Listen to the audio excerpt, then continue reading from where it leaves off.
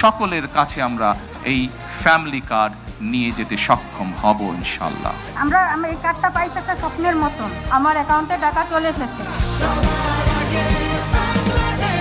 বিএনপির নির্বাচনী প্রতিশ্রুতি অনুযায়ী আজ থেকে ফ্যামিলি কার্ড প্রদান শুরু হলো। এই কার্যক্রমের প্রথম পর্যায়ে দেশের ৩৭,৫৬৪টি পরিবার ফ্যামিলি কার্ডের আওতায় আসবে।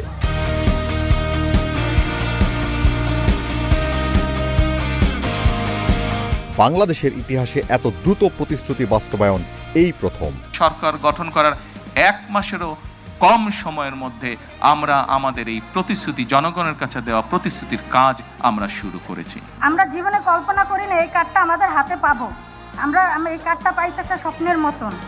আমরা এই কার্ডটা পেয়ে অনেক খুশি। ল্যাপে টিপ দেওয়ার সাথে সাথে আমার অ্যাকাউন্টে টাকা চলে এসেছে।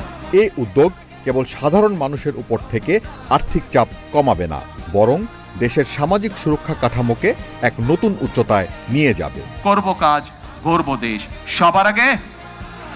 সবার আগে বাংলাদেশ।